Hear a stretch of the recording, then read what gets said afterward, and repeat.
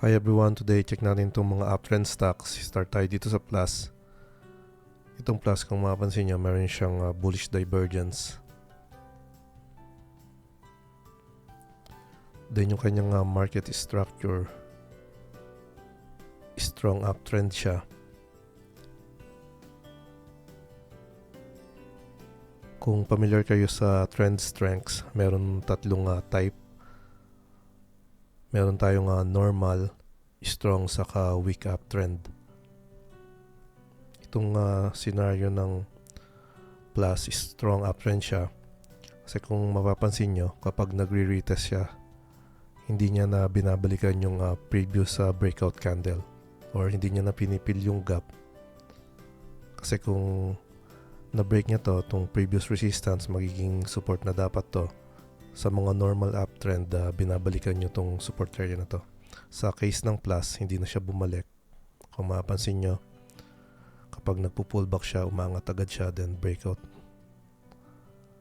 Then now, nasa resistance area siya. Let's see kung magre-retest siya dito sa area na to.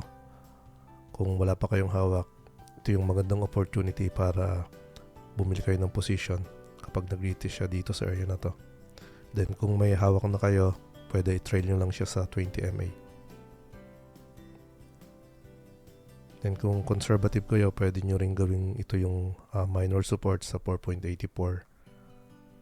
Pwede rin kayo mag-plot ng Fibonacci from swing low to swing high.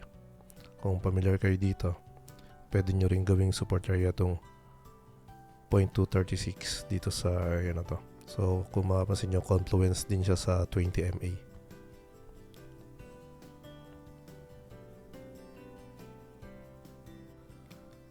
Itong Bloom nag-close siya sa 11.60. Then nag-resist siya dito sa area na to sa 12 pesos. Psychological resistance. Let's see kung magpo-pullback siya hanggang dito sa support area na to. Check naman natin yung kanyang weekly chart.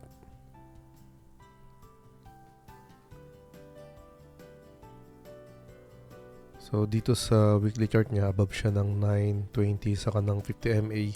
So pwede natin siyang i-trail. Kung may hawak kayo nito, pwede natin i-trail siya sa 20 MA. Then kung conservative kayo, pwede nyong gawing catalyst din tong kapag na-breakdown tong bullish green engulfing candle na to. Pwede ito yung gawin yung catalyst area din. Okay pa rin yung chart niya kasi every time na nag-overshoot siya dito sa Darvas box na to, makikita nyo itong mga week, bumabalik naman siya nagko-close siya dito sa area ng 30% ng bullish engulfing candle, kaya okay pa rin siya tingin ko.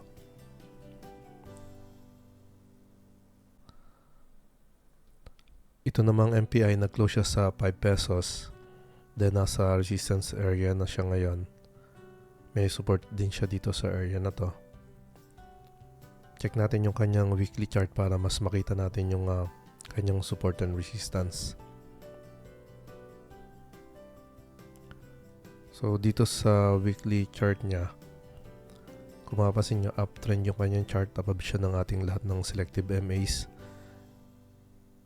Then ito yung kanyang resistance area niya ngayon sa 52-week high. Then pwede siya mag-pullback dito sa support area na to.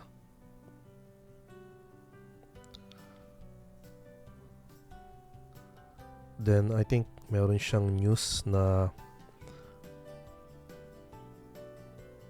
nagpasa sila ng voluntary delisting application sa PSE. Then sa Philstar,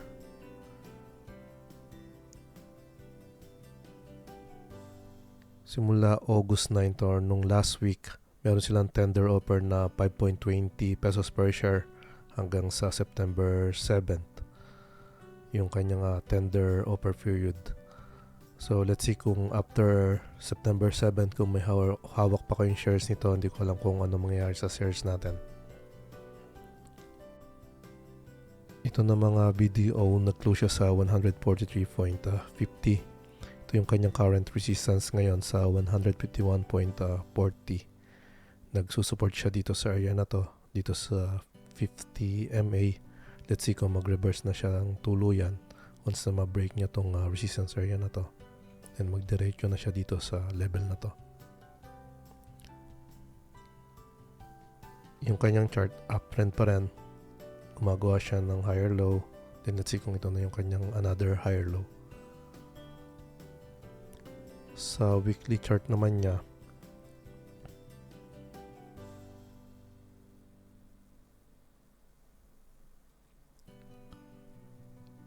so kung makikita nyo, nag-pullback siya hanggang dito sa 50% ng bullish green engulfing candle. So tingin ko okay pa rin siya.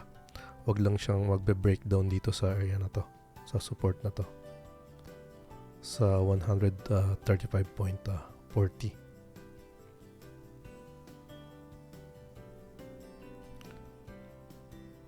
Ito namang keeper, nag-close siya sa 1.65, then may resistance siya dito sa 1.75 sa 52-week high area. Kung tinetrail nyo siya sa 20 MA, sana na-execute nyo na yung cut loss kasi nag-breakdown na siya sa 20 MA. Pero kung mapapansin nyo dito, sa closing niya, may support siya. So, nag-close siya dito sa sakto sa 1.65. Let's see on the next trading day kung magre-reverse siya dito sa support area na to. Then, check natin tong kanyang weekly.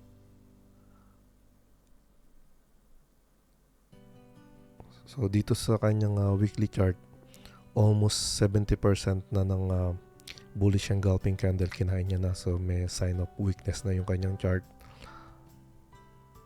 Then, pwedeng ito na yung ating pinaka-wide stop. Wag lang siyang magbe-breakdown dito sa area ng bullish engulfing candle. Okay pa siya. So, let's see kung mag-reverse siya dito sa support na to. Or kung sa hindi mag-favor sa ating bias, maring mag-bounce siya dito sa area na to or mag-breakdown siya. Kung maging okay naman, maring dito siya mag-reverse, ma-break niya tong resistance, then balik ulit siya dito sa 52-week high resistance area. So yun lang guys, sana nakatulong ulit to sa inyo. More blessings to us, happy trading and God bless. Thank you for watching.